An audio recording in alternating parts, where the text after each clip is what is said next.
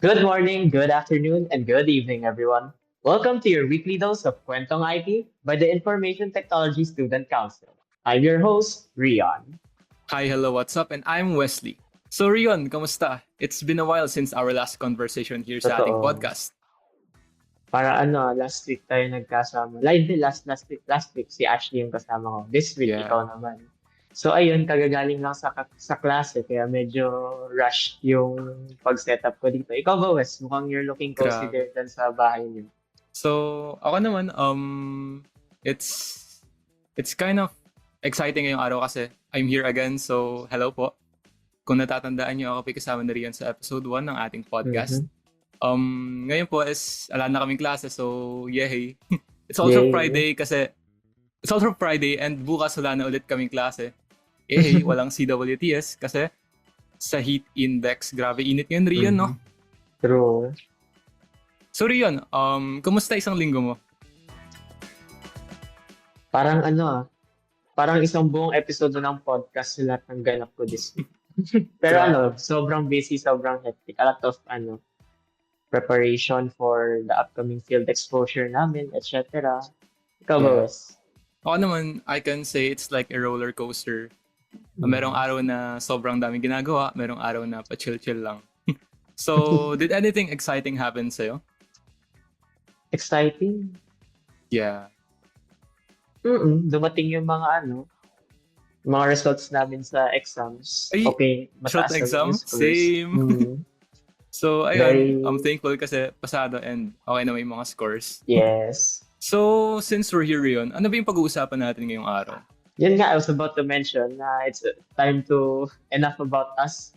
So, ang pag-uusapan natin dito for this episode is a very esteemed organization within the CLSU BIS IT program and the Department of Information Technology. That would be the BITS or the Builders of Information Technology Society. So at this very moment, we have three very esteemed guests once again joining us coming from the organization itself. So since we're here now, I'd like to do the honors, start off by formally introducing our guests in this informal podcast. So our first guest is a dedicated and passionate leader of the BITS, deeply committed to the organization's mission and vision.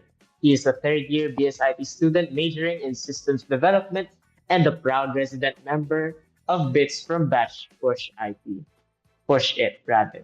With his unwavering dedication to excellence, he currently serves as the president of BITS, where he actively leads most of the organization's activities and initiatives, ensuring meaningful engagement and support from the BSIT community. Wow. Known for his exceptional leadership skills, strategic mindset, and ability to foster a collaborative environment, he continues to inspire his fellow students and drives positive change within the organization. His dedication to BITS is evident in his hands-on approach to leadership, always striving to advance the organization's goals and uphold its core values. Let us all give a warm welcome to Luis Alfredo Agpon. Hello po. Grabing intro Hello. yun. Good morning, good afternoon, and good evening. Thank you for that intro sa akin sa leadership. Yan, welcome po. So for our next guest, he is another dedicated and committed resident member of BITS from Batch Push It. He is a senior BSIT student majoring in systems development and is currently completing his internship at Torok Company in Clark, Pampanga. Layo. He previously served as the vice president for internal affairs of BITS, where he played a crucial role in leading various initiatives that contributed to the growth and success of the organization. One of his most significant contributions was the development of the tabulation system used by the university for Mr. and Miss CLSU, showcasing his technical expertise and dedication to innovation.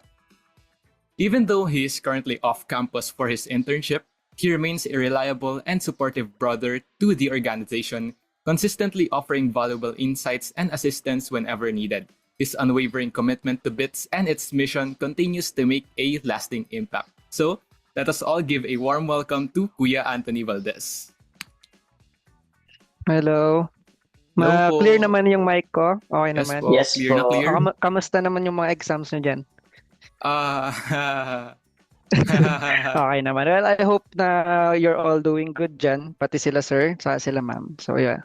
Hello, hello po, Kuya. Hope you're also doing well po dyan from Pampanga. Clark, Pampanga. Wow. Ayo. So, alright, for our final guest, our last guest is a proud BITS alumna from Batch Reboot, whose dedication and commitment to the organization have left a lasting impact. Just like our other guests, she has shown unwavering passion for leadership and service. She served as the BITS secretary for 2 consecutive years during years 2020 to 2022, demonstrating her strong organizational skills and dedication to the organization's mission. Her journey with BITS did not end after graduation. With her continued passion for guiding and empowering IT students, she now serves as the advisor of BITS, helping shape the next generation of IT leaders rather by providing mentorship, guidance, and strategic direction for the organization's growth. Additionally, she is a faculty member of the Department of Information Technology, where she continues to share her knowledge and expertise, inspiring students to excel in their academic and professional journeys. Her dedication, leadership, and commitment to service make her an invaluable mentor and a role model for aspiring IT professionals. Let us all give a warm welcome to Ma'am Angelica Balagan. Hi Hello, guys. ma'am. Hi, ma'am. Thank you guys for those very um sobra naman ang pag-welcome niyo sa amin. So we truly appreciate those kind words from you guys. And yeah, we're so ready for this episode and I do hope na maging maganda yung kalalabasan ng episode natin ngayon. Wow, hi, ma'am.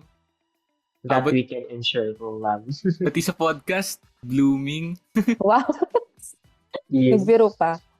So yan now is what do you think will be expecting from this episode now that we've introduced our this very esteemed guests here sa Kwentong IT. Ayun. Let's give them a quick recap na, even if we're on our third episode. So yan, just like what we said nung first episode natin, Rion, na we'll invite alumni, faculty sa podcast natin, and here we are with the organization named BITS, or the Builders of Information Technology. So I expect na actually itong BITS kasi, interested na ako sa kanila simula pa nung SICAD or nung first week natin sa True. university. Yeah, kasi ang cool, di ba? Ang cool nung organization nila.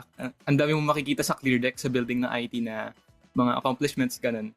So, syempre, makikurious ako kung ano ba talaga yung yung meron sa organization na yun. So, I'm thankful na andito sila ngayon, ready to share their insights, ready to share their experiences sa atin.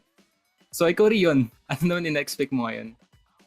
I'm expecting to, actually the same thoughts from you na makakarinig tayo ng insights, expectations for current and the future people who are going to join the organization. Maybe we'll know some upcoming projects or plans from BITS themselves, no? Since we're accompanied by very esteemed people within the organization itself. So, Wes, while we're at it, simulan na kaya natin yung tanungan, no? Ayun na. Yan Tara, na, Rion, the very exciting natin. chismis begin. So, let's start off very simple na po. So, for those listeners who are not familiar with BITS, can you introduce the organization to our listeners listening right now? So, what does it stand for? And what is its main mission? Okay, so as the advisor of BITS, so I will do the honor na lang to answer the question, no? So BITS is, it stands for Builders of Information Technology Society. So isa siyang college-based student organization and it is the only existing student organization under the Department of Information Technology. So BITS is a community kung saan ang mga members namin is only the BSIT or exclusively for BSIT students, wherein our students or our members focuses on their academic, including the cultural, even the social and recreational activities. So the mission of our university is to provide opportunities for leadership, community services, professional development, and also the social networking to our members. So additionally, BITS also serves as a platform for our students to enhance yung mga knowledge and skills nila in the IT field. Thank you, Ma'am Angelica, for sharing bits to us and our listeners. Another question po, who can join BITS and what are the benefits of being a member ng BITS? I will answer this question as the president of the Builders of Information Technology Society. So BITS is exclusively for second year and fourth year students. Pero traditionally, nag-create kami or nagsasagawa kami ng applicants or nagagawa kami ng recruitment every second semester ng school year. Kaso, last sem, iniba ng OSA yung time ng recruitment kung saan both semesters pwede na mag-join. Sa pagkakatanda ko is during November yung for the first semester and for the second semester is last month, February. So, ngayon, as for the benefits of becoming a BITS members, as Ma'am Angelica mentioned, we provide opportunities for leadership, community service, professional development, and networking, but it doesn't stop there. More opportunities await, and it's up to them to discover once they become part of the organization. I'm also curious po, when it comes to upcoming BITS members po, are there any traits po that you're looking for in future applicants po, or is it a who wants to join will get to join po kind of venture po when it comes to the organization? Lahat ng mga IT students starting from second year hanggang fourth year can join the organization. Pero as much as during the recruitment period, syempre kailangan kapag nag-join ka is committed ka and you have dedication. Kasi gaya nga ng pag-usapan pa natin mamaya, kapag sumali ka sa organization, hindi lang basta dahil gusto mo. Kailangan committed ka and dedicated ka na sumali sa isang organization. Oh, okay po. So when it comes to that po, what kind of projects po will these members or future members or current members will be expecting po? What kind of projects or events po has BITS organized, and paano po siya nakaka-contribute po sa IT student community here po sa CLSU? Okay. So since I was a former vice president of internals naman sa org, and syempre naging activity head din ng organization and most of the activities actually, ako na lang yung sasagot niyan. During my time kasi, we organized free training sessions on various programming languages and platforms like C programming, and as I remember, lately lang meron naging event yung for PHP yata, and there's another isa pa meron pa isa. Then these training sessions, they greatly benefit IT students, lalo yung mga nagtitake ng subjects na yon. Pero hindi lang naman nalilimit yung participation sa mga events na yon ng mga IT students natin. Pwede rin mag-join yung mga students from courses na nagtitake ng similar subjects or similar topics. Syempre, open na open naman tayo dyan. Hindi naman madamot ang organization. At the same time, we actively participate in university-wide events like yung CCAD and yung University Week natin. Meron tayong mga time na nagsiset up tayo ng booths featuring games and Tekken, like Tekken and a photo booth. Kung natatandaan nyo, yun yung major namin nung last event namin na nandun pa ako. Okay, yung photo booth at saka yung Tekken, that was something that BITS has now become known for. And additionally, yung members natin or the BITS organization took part in monthly cleanup drives every last Friday of the month. Syempre, to help keep the department and its surroundings clean for everyone. Yan, thank you po. So, ayun, Rio, naalala mo ba nun CCAD? Nagpunta ka ba ng booth nila dati? Hindi nga ako nakapunta kasi medyo nahihiyang. Tsaka sabi ko, hindi naman ako masyadong magaling sa Tekken. Kaya, pero yung mga tropa ko yun, sila Vince ata, very regular sila dun sa may booth nila. Pero nung dumadaan ako na nakikita ko, so, parang ang saya. Kasi nga wala pa akong masyadong kasama dun. Yeah, ganun din ako nung una, pero nung nakilala ko yung mga kaklase ko na medyo medyo naging ka-close ko na rin nung CCAD mismo. Tinry namin, talaga nagpabarya kami ng mga 5 para makarami sa Tekken. So, ayun po, thank you for sharing that. Can you also share a memorable experience or achievement ng BITS? For sharing naman our memorable experience. So I think bawat isa sa amin is mag-share na kanya-kanya naming mga memorable experiences sa organization. So ako, I will just share for everyone's knowledge, no? So bago ako maging advisor ng BITS, so nasama na yun sa introduction kanina ni Rion, na I was also a resident member of the organization. So that was during my college days. So I think that is way back 2020 to 2022. So nung year na yon ay nasa third year and fourth year kami nun. And I served as the secretary of BITS. So as we all know, so during that time, 2020 to 2022 is pandemic. So we didn't get the chance to experience, or ako personally, hindi ko na-experience yung talagang traditional way of applying sa isang organization. So yun ay na-experience ng mga nauna sa akin na batch. Sila Sir Ryan, si Sir Ryan ay nauna sa akin na batch. So na-experience nila yung traditional way talaga of applying. So I'm glad na yung process ng application ko is naging mabilis lang, pero hindi siya naging madali. So I also want to share that during our time, nung time namin na yun, si BITS or yung organization was barely holding on. So naghihingalo yung org nun kasi iilan lang kami sa organization, mga nasa 6 or 7 lang kami during that time. So one of my most memorable experience in BITS is during the pandemic. So meron kasi nun na typhoon, which is naapektuhan yung ilang mga provinces dito sa Pilipinas. So yung batch namin, we initiate to raise fund para makatulong kami doon sa mga naapektuhan ng bagyo. So we asked for financial assistance sa mga BITS alumni namin, and we are very thankful na pinakinggan nila kami, and doon sa nakuha namin or nagather namin na funds, we organized yung grocery shopping, then kami na din yung nag-pack ng mga relief goods. And hindi ko alam kung saan exactly yung place na yun or province kung saan kami nagpadala.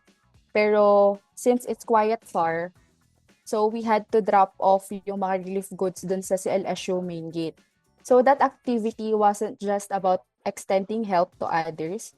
So nabigyan din kami ng chance ng mga co-org-mates ko para magkita-kita kasi pandemic that time. So my close friends during those college days, including Sir Ryan, and I want to shout out yung mga close friends ko na co-org-mates ko din nun, to our president that time, Hannah, and to the other BP, si Don Don. We also have our treasurer, si Rovi, and Michael. So, isa yun sa hindi ko makakalimutan na naging experience ko when joining the BITS organization. And I will just add, ang daldal ko. Pero, one of the most memorable milestone for me naman in BITS is transitioning from a resident member to an alumna and now the advisor of this amazing organization. So, for me, it still feels surreal. Pero I had a lot of doubts sa sarili ko, but with the support of my colleagues, including Sir Ryan and yung mga ibang alumni dito sa office, so and the respect and appreciation na natatanggap ko from the resident members, so na-boost nila yung confidence ko, and those things allows me to perform my duties and tasks and responsibilities with the best of my ability. So, ayun, yun lang naman yung ilan sa mga share ko na most memorable experience ko with BITS. So, yeah. Luis, may share ka? So, gaya nga, yes po, syempre may share ako. Hindi ako papahuli. Hindi pwede si Ma'am lang mayroong memorable experience dito.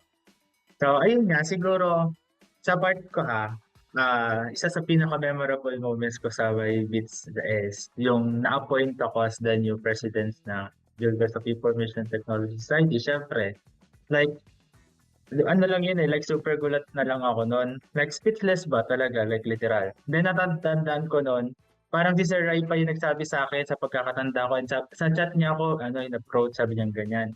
Luis, ikaw ang ini-aim namin nila Ma'am Angge na maging next president. Then ayun, akala ko biro lang. Pero totoo pala, sino ba naman ako, di ba, para tumanggi? Eh, syempre, kung ano yun eh. So, ayun. So, talagang, kasi parang na no choice nun. Pero sa pagkakalam ko, dapat talaga, if po pwede, na maging officer, ay maging president ang mga fourth year, possibly si Kuya Anthony talaga ang dapat na magiging president. Pero as per mag-OJT sila para walang conflict, ako ang napunta sa president, then naging VP internal na lang siya. Then, right after that, when it comes to challenge, the real challenge na encounter ko nun is yung tinake ko na yung main responsibility as main responsibility na maging president. And then yung isa sa una kong naging challenge is yung nung nagkaroon ng SICAD. Kasi hindi namin alam kung paano kami kukuha ng resources, kung paano namin implement yung activity na yun, yung specific event na yun. Pero hopefully, sa tulong ng isa't isa, at sa guidance ng ating mga masisipag at mababait na advisor, na ang organization ay successfully nakapag-organize ng event na tinatawag na Hello World. And alam ko na ano niya yun, na-feature na kanina yun, yung photo booth namin, tsaka yung Tekken. Sayang, sino yung hindi pumasok nun? Si Rion ba? Si Rion yung hindi nag-try. So, ayun. So, masaya. Marami pa tayong mga pwedeng dito sa Marie Beats. Pero, ayun nga, yun yung naging, yung Hello World na yun nung SICAD, is yun yung naging parang pag-welcome sa mga freshmen at saka dito or mga fresh IT dito sa ating university. Pero syempre, alam ko naman na hindi magpapaulit si Kuya Anthony dyan. Share mo naman yung memorable moments mo dyan. Actually sa akin naman, as a member and former pa din nga, sobrang memorable lang pagiging Beats in general. Actually, lahat ng experiences ko dito sobrang sa akin, parang tumatak talaga. Pero of course, meron yung magi-stand out palagi. For me naman, nag-stand out sa akin talagang experience ko with the organization is yung nabanggit nyo rin kanina, yung nung gumawa kami ng tabulation system, gumawa kami rather ng tabulation system for the event ng university, which is Mr. and Miss LSU. Bakit ba naging sa akin yon, naging memorable? Unang-una kasi oras talaga yung kalaban namin noon. Na-heads upan kami, actually na-heads upan ako, tapos nadamay ko lang yung dalawang member na si Zikiel at saka si Lawrence. Kung nanonood kayo dyan, hello sa inyo. Nadamay ko lang sila.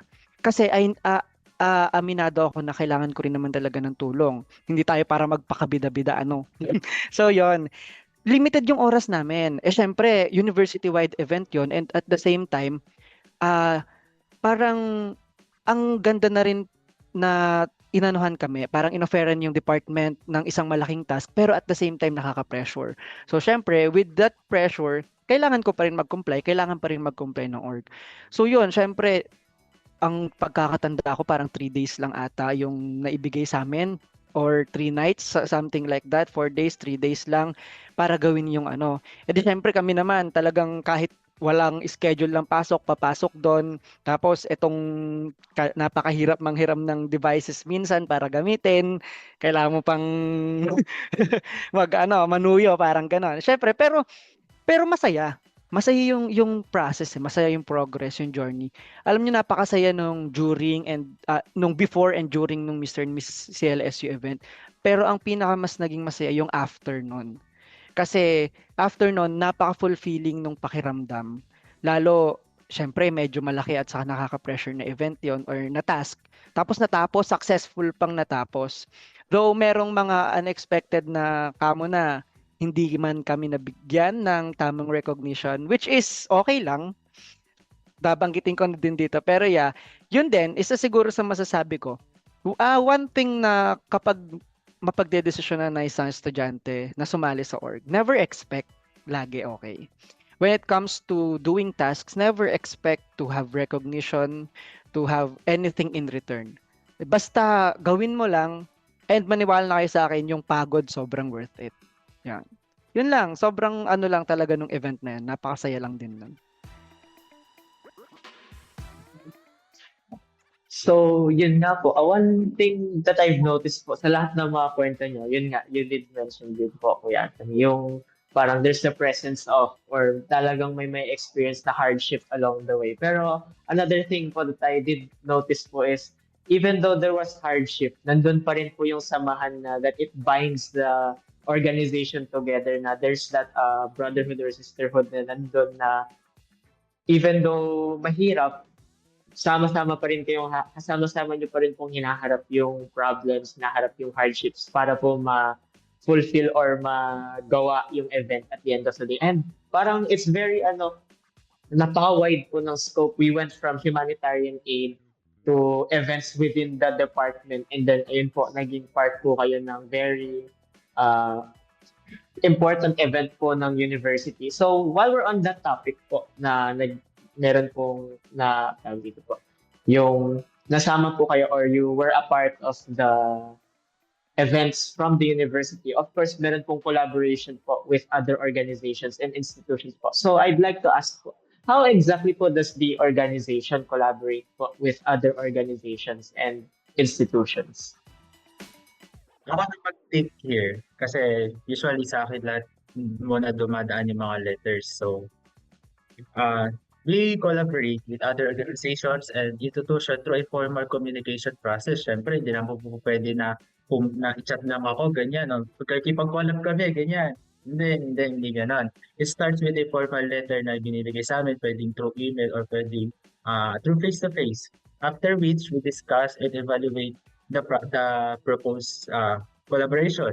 Like mag-brainstorm kami, ganyan, magde-decide kami kung magpo-proceed ba kami sa partnership or collaboration or mag-focus na lang muna kami sa aming organization. Pero currently, ngayon, merong collaboration ang BITS sa College of Engineering Student Government na ang tawag is guidance awareness. So, yun ay isa sa mga collaborations na ginagawa namin ngayon. Nag-start siya March 19, if I'm not mistaken. Then the following week, which is March 26, magkakaroon naman ng mga booth na. So hopefully, lahat ng mga nakikinig dito sa my podcast, pumunta lang kayo dito sa my Clear Deck, doon sa may ating lobby, andun ulit ang photo booth ng Builders of Information Technology Society, syempre. And then, last February, nagkaroon din ng collaboration or partnership sa USSC, which is yung college admission test, and then pinangalanan ng USSC ito na CAT-TOK. And then, ayun nga, yung collaboration na yun is led by USSC, where they request from us na maging isa sa mga organizations na mag-facilitate and mag-volunteers ng admission test. Naging magandang exposure ito para sa organization kasi nakatulong na mas makilala nila ang ating organization, ang aming organization, kung saan sobrang saya at sobrang ganda sa pakiramdam na nare-recognize ang aming organization. So, another question po. What opportunities does BSI or the BITS offer to its members, such as training, competitions, or networking? Okay, so yung kanina na mention natin, ano ba yung mga ino-offer ng BITS para sa IT student community? So ngayon naman, ano ba yung mga opportunities na ino-offer ng BITS for our members itself? So within the organization, we organize different workshops, seminars, event trainings, and events that not only support the members' academic growth, but also to foster yung strong sense of camaraderie. So recently lang, nag-conduct kami ng workshop for creating an AP or activity permit kasi every activity na kinoconduct ng organization, kailangan meron kami ipoprove or meron kami ipoprovide na activity permit dun sa OSA. So gusto namin na lahat ng members ng organization ay alam kung paano ba yung paggawa or pagbuo ng activity permit kasi meron siyang template and the process of submitting those hanggang sa ma-approve na siya ng OSA. And being part of BITS, no, it means we are not just focusing on our studies. So more on extracurricular activities kami. So we are enhancing or building connections. We are also gaining experiences or valuable experiences, and we are contributing dun sa community, sa IT community. So this balance between the academics and the extracurricular activities helps our members to grow holistically. So which prepares them, for the future challenges both in their careers and sa personal lives. So I also want to share, no, dito na din sa ating episode, na every semester, we hold a year-end or semester ender party. So, ito yung opportunity or time namin para makipag-socialize or makapag-reflect kung ano ba yung mga nangyari sa amin within the semester or within the year. So, dito na din kami nakakapag-officially welcome ng mga new members namin. So if you guys, West and Rion, are interested to join our organization, of course, magkakaroon din tayo ng welcoming. So makakasama na kayo sa mga year-end parties namin. So pahapyaw lang yan kasi very exciting yung mga nangyayari sa amin sa mga parties namin. And also, meron din mga alumni na nagjo-join sa amin kapag kami ay nagko-conduct ng year-end party. So very, engaging and sobrang saya ng experience. So additionally, no, being part of BITS comes with the advantage then of better job opportunities after you graduate. Kasi marami sa mga alumni namin ay nagwo-work sa IT industry, and kapag may mga job openings, they frequently send sa GC namin na mga brothers and sisters, may mga ganitong job opportunities or ganitong job opening sa ganitong company. So, baka interested kayo to join. So, this means na nagbe-benefit yung BITS members not just doon sa student journey nila or sa student days nila, but also after they graduate, is they still benefit from the organization. See you next time po. Ay, True. Tara na, boys. tara. Ay, Sige, see you. Pahirapan natin to mga to, no? Luis tsaka Anthony. Hello. Ayun lang naman.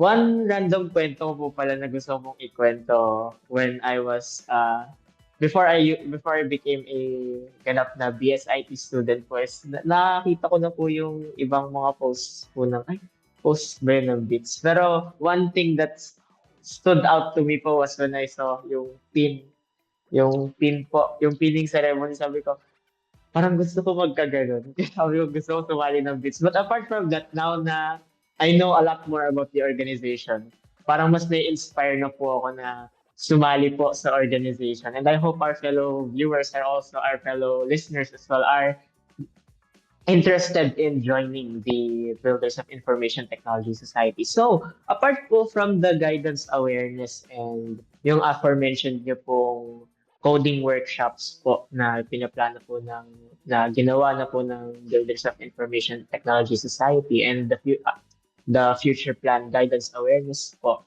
are there any upcoming projects po, events that students should look forward to po from the organization? What a nice question. Sige. Siyempre, merong BITS has a lineup of exciting events for the second semester. Our free tutorials before the term exam will continue to be available for all the IT students. Sa Wednesday, yun nga, na-mention ko kanina, sa March 26 ay isa sa mga host ng College Guidance Awareness Month. Magkakaroon kami ng free photo booth sa Clear Deck Lobby. So sa mga listeners natin dyan, sa lobby lang kami sa March 26, Wednesday yon, during our university hour. So sana makadalo kayo. So make sure to drop by and give it a try. Pero ito ay first come first serve basis. So bali, since Prito, we all know that madami ang dadagsain, ganyan, kasi madami talagang sumusuporta sa Photobooth ng Beats. So ano pa hinihintay nyo? Tara na, Photobooth ng Beats, Pixel Beat, ang pangalan ng Photobooth namin. Tapos, during University Week, pinapakita rin namin ang support sa IT Week, which will be organized by the ITSC, and we will be the organizer. Pero as of now, wala pa rin kami full details na mga gagawin sa IT Week, so may dapat kayong abangan. Finally, we're gearing up for our biggest event of the semester. A special shout out to all of the BITS members and alumni. See you soon po. So yan, nakaka-excite talaga. Korean, ano? Tara, photobooth? Ay, photobooth. G. G. So another question po. How does BITS plan to grow and improve in the future? So about naman sa aming plano for our organization, for our growth, and improving the bits for the future. So of course, just like any organization, we have plans for the future. So first, isa sa inaay namin sana na makonduct or mangyari for the organization is to establish yung our own park. So yung park na yun, doon magagather yung mga BITS members. For example, we have assemblies or monthly meetings, and pwede na din doon tumambay or may tambayan na din yung mga BITS members natin. So we also aim to expand our network by collaborating with different organizations and including yung sister organization namin, which is from BASI. So sana ay magkaroon tayo ng big event wherein we collaborate with each other. So, sister organization siya kasi yung nag-build ng organization from BASI is also an alumni from our university, from BSIT. So, sana magkaroon tayo ng malaking event for collaboration. So, from that, BITS will never stop growing and improving. So, gusto ko lang din i-share na honestly, yung mga nabanggit kanina na BITS tutorials before term exams is hindi talaga siya nako-conduct from the past dahil sa lack of available speakers, available tutors namin. However, of course, with the help of our dedicated members who voluntarily step up para sila na yung mag-share ng own knowledge and skills sa Turbo C, sa PHP. So, si Kuya Anthony ninyo is isa na din siya sa nag-step up para maging tutor for PHP. So, yun, with the help of these amazing students, nakakapag-conduct na kami ng mga tutorials every week before exam week. So, this may seem like a small challenge, change to some, but for us, sa organization, it is a significant improvement for us. So, sobrang proud ako to the current members, to the current resident members, because I know that they are all dedicated and as their teachers, so mga naging estudyante ko na kasi sila from previous semesters. So, I know that these students ay high-quality students who always eager to participate in our activities. So, yeah, we have a lot of plans pa for the future to further improve and strengthen our organization. Parang nung nabanggit ni Ma'am Angelica na own part, parang narinig ko si Kuya Anthony sabi, ay, mas marami na namang lilinisin pagbalik. Totoo din.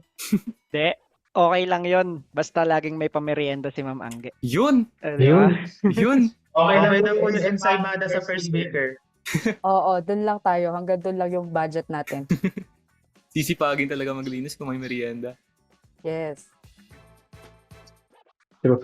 Another thing, no? Parang feel ko napakaswerte natin na sa batch na naabutan natin yung mga pa-tutorials nila sa Comprog.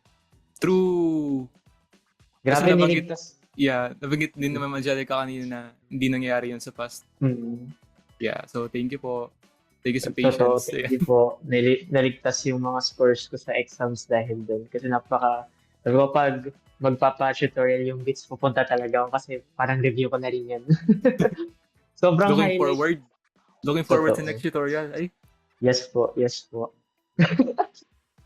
So, moving on po, parang na-discuss or napag-usapan na po ito kanina. Pero let's dive deeper po to this question. So, are there any more challenges na na-face po ng BITS as an organization po? And paano niyo po siya na-overcome if there are any other po apart from the ones that you've mentioned po earlier?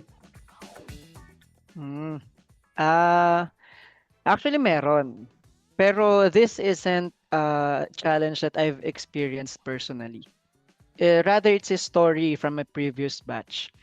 Sabi nga ni Ma'am Angge, di ba, dati hindi naman nakakandak yung mga ganitong kinds of events kasi lack of members, shortage of members. And that was the big challenge sa mga previous batch natin. May mga time or may time, if I'm not mistaken sa naikwento sa akin, may time na each remaining member kailangan mag-step up and mag-take ng officer roles. So, syempre, kung iisipin mo yon, nakakapagod kasi resident member ka na, officer ka pa. So, yung trabaho ni officer, trabaho ni resident member, syempre, pinagsasabay mo yan. Kailangan mo mag-juggle ng multiple responsibilities para lang makip yung organization on running. Syempre, para hindi ano yung organization na hanggang dito na lang siya. Para move forward lang tayo na move forward. Well, hindi naman agad na solusyonan yon, yung challenge na yon. Hindi siya, walang immediate solution eh. Syempre, hindi naman basta-basta na halika dito, maging bits ka, di ba? Hindi ganun eh. There's always due process. Pero yung mga members na yon, as I remembers, talagang nag-persevere din sila, nag-push din sila na tapusin yung kailangan nilang gawin, yung task at hand. Talagang kahit kamo na pagod na daw sila, limits nila na reach nila. Talagang in-overcome nila yung pagod or in-overpower nila yung ano nila para matapos lang. And despite the difficulties, yung dedication at resilience pa rin nila ang nagkikip ng organization into moving forward kahit hanggang ngayon naman. Yeah. Yeah, so actually that was our batch as mentioned earlier, no? And also yung batch after namin. So the shortage of members during that time was mainly due to pandemic. So of course, dahil pandemic noon, may nahihirapan kaming na maghanap ng mga applicants na pwedeng mag-join ng organization. Sa OSA kasi kailangan meron lang limited number of members sa isang organization and kailangan is makapag-invite kami or merong mga recruits sa organization. So, hindi tulad ngayon na sobrang saya din namin ni Sir Ryan kasi na-experience namin yung time na kami-kami lang sa organization, like yung circle of friends namin is kami lang din yung mga officers ng BITS. So, ngayon na sobrang growing na talaga yung number of members natin. So, we are very happy and we are very lucky na maraming mga students na interested to join the organization. So, another major challenge na BITS faced is, I believe many organizations can relate to this, is the insufficient funds. So like any other organizations, hindi naman kami nakakatanggap ng mga funding from the university, which is, it causes us for limited activities that we could organize. However, hindi yon naging hindrance sa amin. So we had ways to generate income through IJP or the income generating projects. So yung mga na-mention nga kanina ni Luis and Anthony, wherein we are conducting activities like photo booths and Tekken tournaments. So from those activities, nakakakuha kami ng funding kahit paunti-unti. So with the help of students na sumusuporta sa mga booths namin, sa mga pa-tournament namin. So we could generate funds. And yung mga na-generate namin na funding na yun yung ginagamit namin sa mga tutorials. So dahil nakasama na nga si Rion sa tutorials namin, so nakakatikim na siya ng mga monay namin from from first week. So doon namin nakukuha yung mga pa-snacks namin for our participants.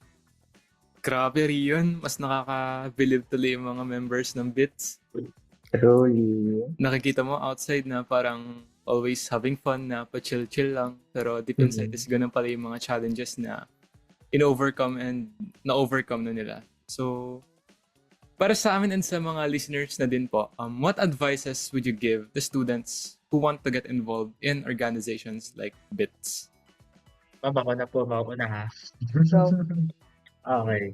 So, as the current president members and the current president ng BITS, ang mga advice ko is, syempre, prioritize nyo palagi unity sa lahat ng aspect, foster collaboration, communicate effectively, and most importantly, uphold and protect the reputation of the organization and the university.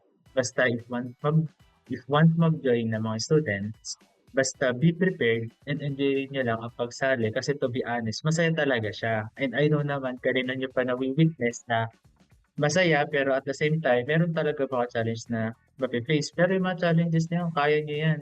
Kung kami, napiface namin yung challenges pero na-overcome namin. And still, masaya kami sa ginagawa namin. Ayun nga, hindi siya panay laging saya. Pero marami kang makikilala, marami kang magiging kaibigan, marami ka ring matututunan at maraming opportunities.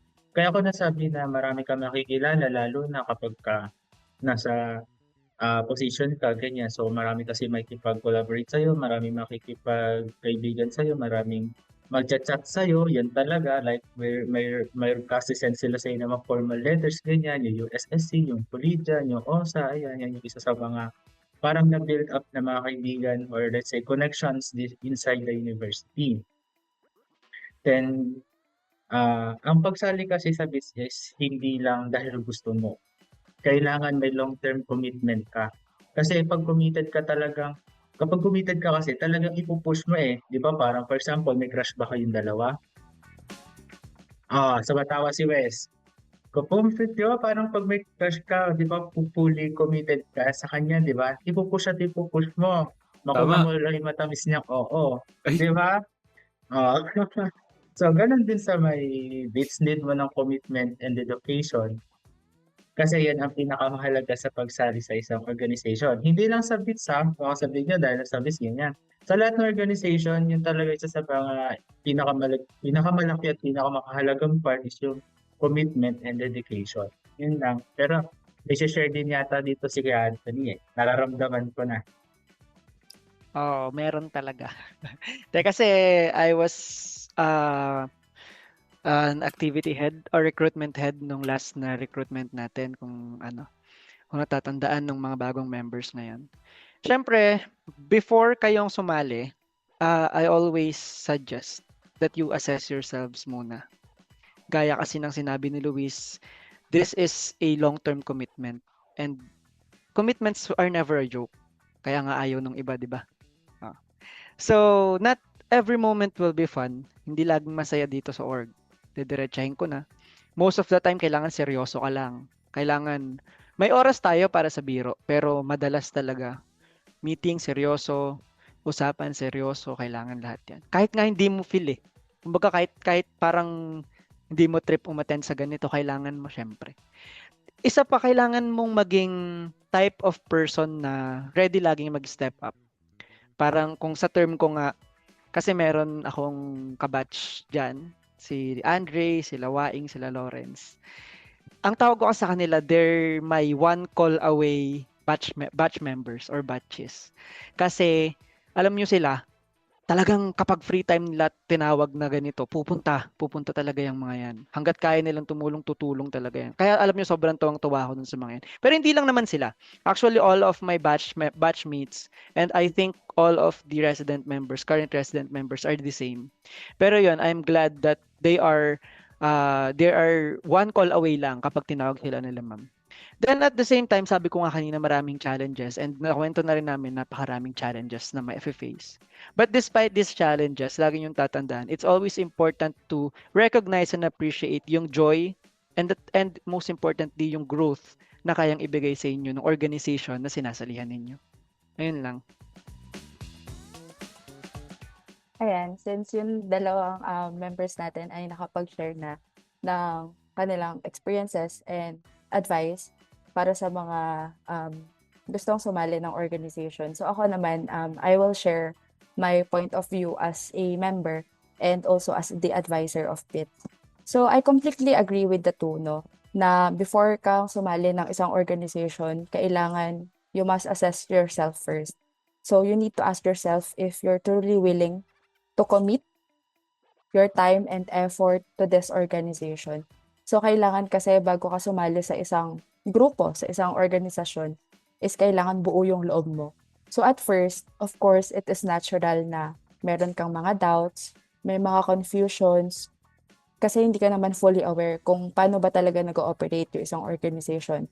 And isa din sa napansin ko sa mga applicants natin is that nakikita nila siya as distraction sa academic nila. So, for me, ang advice ko lang for our aspiring applicants of the organization is that ayaw kasi namin ng mga members na aalis lang din pala. So, may mga ganun kasi na instances na sali ka na, nakapasa ka na, part ka na ng organization, pero biglang umaalis. So, sana makita mo yung purpose or kung ano talaga yung maitutulong sa'yo ng organization and kung ano pa yung magtutulong mo in return sa organization.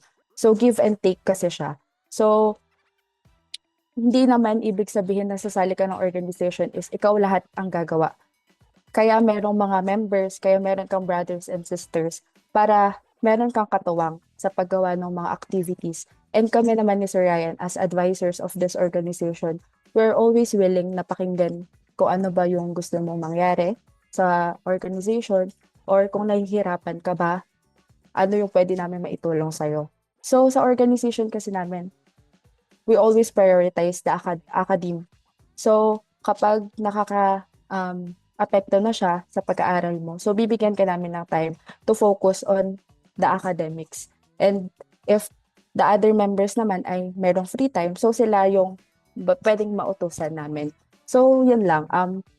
Hindi ka mag-isa dito, kaya ka sumali sa organization dahil para may mga kasama ka. So, isa kami dito na family.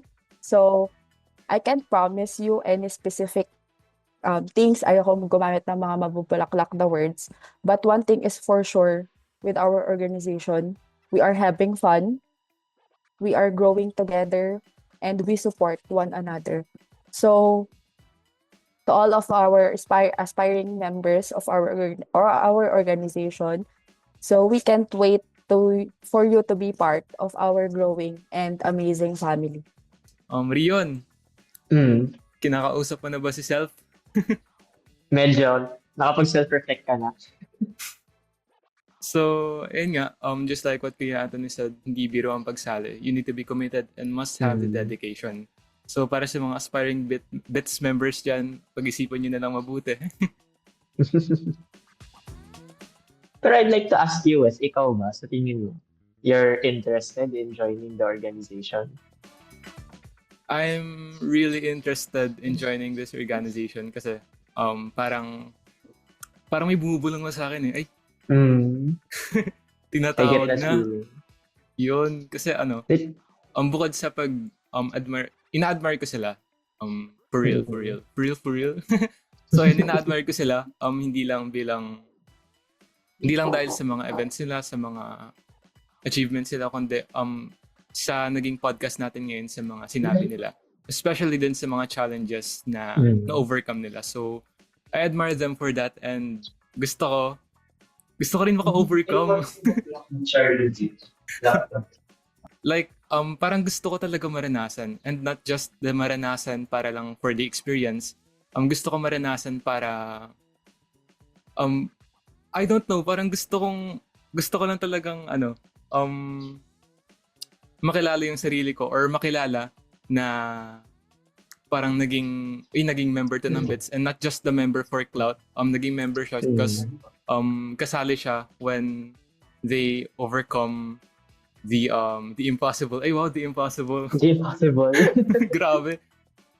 Ikaw Rion. Ako, oo, I'm also, actually, I've shown interest na for a very, very long time na ang tuloy nag-highlight sa akin talaga dito yung parang it's so like they have memorable moments. You know, when I look at college life kasi it's not always about the academics, getting the high grades, reaching for the high scores. Yung talagang meron kang mga memories, there are memories to be made in college. And Yeah. when I was looking at any possible organizations na pwede kong salihan, yung bits talaga yung isang matagal na nasa radar ko kasi sabi ko, this feel ko, here ako makakagawa ng memories, here ako makaka-contribute to the IT community and siguro CLS as a whole na rin. Kaya parang, when I was listening to their answers kanina, slowly but surely parang, napapaisip ko din na maybe this is perhaps, or sure na, this is the organization for me. And I'm also wondering kaya sa mga naiisip ng mga viewers natin, they mentioned na in this semester, there was a flood, parang dumadami na yung mga nag-apply this semester. I feel ko after this podcast, parang nag-open the floodgates lahat, marami nang sasali Mas by the time marami, they no? open recruitment next time. So, any other thoughts po, Wes? Ako, wala naman na. Ay, pero sure ko lang pala. Ako kasi, nag-start pa lang sa CL kasi meron akong pinsan, like pinsang buo from Bits. And syempre, ang makikita ko yung ginagawa nila. First day of SICAD, alam mo ba kung saan ako dumiretso? Hindi ako dumiretso sa sa may meeting place ng SEN mismo. Dumiretso ako sa clear deck kasi kasama ko yung Bits kong pinsan. At least nakikita ko sila and nakita ko, nagulat ako parang may handshake. Ay, handshake. Kako, ano to? Tapos doon ko lang nakita na, organization pala. Tapos parang doon ako take interest. Or doon ko siya nakita. Like, napunta sa, nakakuha ng attention ko. So, ayun, doon nag-start. Yun yung nag-start. Siguro no, Wes, like, there are a lot of fellow listeners din na, alam mo yung, when you look at, parang may sasalihan ka, you're on the fence, pero may doubts pa yung natitira sa mind mo. You just need that little push para makaano ka. Yeah. I feel like this podcast has been the push for some. And so, you know, to push them a little. Alam nyo, may sasabihin ako. Alam nyo, if I were you guys, I'd join as early as I can. Alam nyo kung bakit? Kasi sa akin, sa experience ko, I only had one sem to enjoy being in the organization itself. Although I am still a member. Pero imagine, no, isang sem lang pero ang dami kong naging experience. How much more kapag sumali na kayo on your early days or early semesters, early years. Kasi kaya ako sinasabing sumali na kayo para wala kayong katulad ko, naiinggit ako sa kanila. De, honest lang. Naiinggit ako sa kanila kasi wow, mas marami ngayon eh. Mas marami silang nagagawa, mas marami silang nagiging experience. Well, sa batch namin, ganun din naman, masaya din, pero iba lang din kapag makikita mo na growing yung organization na sinalihan mo. So, sa inyo, dalawa, kung decided kayo, and at the same time to our viewers, or listeners rather, sali na kayo habang maaga pa. Kaya nyo yan. Masaya, promise. So Masaya, yan, sobrang speaking saya. of the push, Yun lang. tinodo pa ni Kuya Yeah. Anthony yung push. Totoo. Thank you po sa advice niyo, Kuya Anthony. Alam mo, Wes, nung nalaman ko na the only time na makaka-join ng Bits, I'm not sure, na lang po if I'm mistaken. Kasi nung orientation, di ba, sinabi ni Ma'am kung kailan mag-join ng Bits. Kasi sabi ko, gusto ko talaga mag-join. Then I realized na second year, second sem pa, kasi hindi pa ata pwede sumali yung mga first years. Correction. Binigyan na ng OSA ng chance na makapag-apply ng first semester. So, most probably next sem ay mag-open na ulit kami for new members of BITS, aspiring new members. Ayun na, mas Eto na. grabe yung push open na yan. yung door para sa Sunod-sunod. inyo. So ayun, parang bumubulong na nga talaga. Totoo. And so as we wrap things up na po, are there any final words po from each of our distinguished guests po to Bits para, grabe, paulit-ulit na yung push. Pero, ayun, to push us even more, to push our fellow listeners even more to bits or to, give them a memorable moment na this is what bits is, this is what bits stands for. So, do you have any final words for our listeners? Siguro bibigay ko na yon sa dalawang members natin, no? Ako magpa-plug lang talaga ako ng social media accounts ng Bits. A, So, but before I plug our social media accounts, I just want to take this opportunity to express our gratitude behind this episode or behind this podcast. So to Mr. Aldrex tayo. So thank you, Aldrex, for giving us the opportunity, for inviting us to showcase our organization. So fun fact lang that Aldrex is actually a resident member of BITS.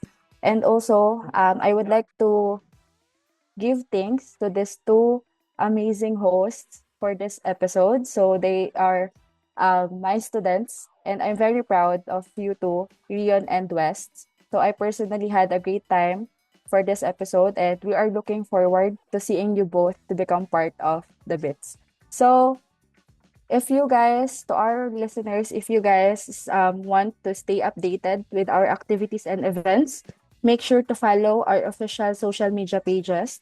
So follow us on Facebook at Builders of Information Technology Society and on Instagram at CLSU Bits.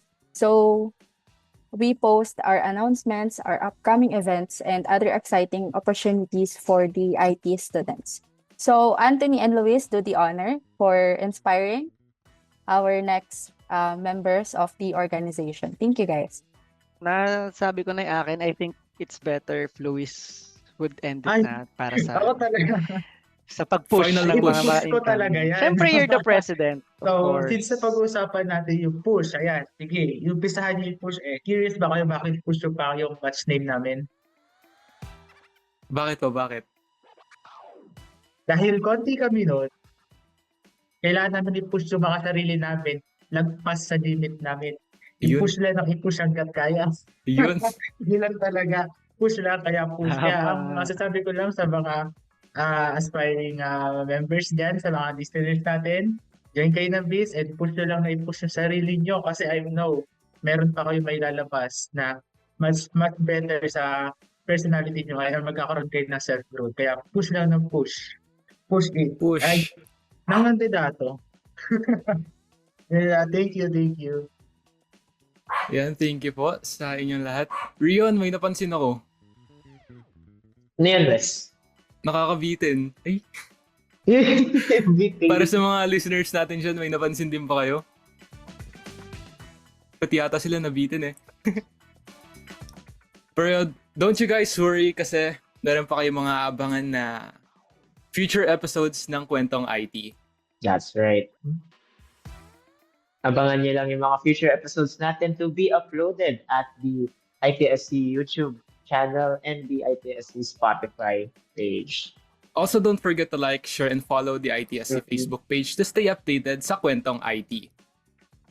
So, yun po, again, a very, very big thank you po sa ating mga guests for joining us today, for sharing their insights regarding the Builders of Information Technology Society. We really appreciate so much po yung mga insights niyo po, yung mga advice na binigay niyo po, yung mga kwento po na binigay niyo po, na shinare niyo po sa amin so that we can know more about this organization. And to you, our listeners who have stuck with us until the end, thank you so much for joining us today, and we hope that you'll be excited for the next one.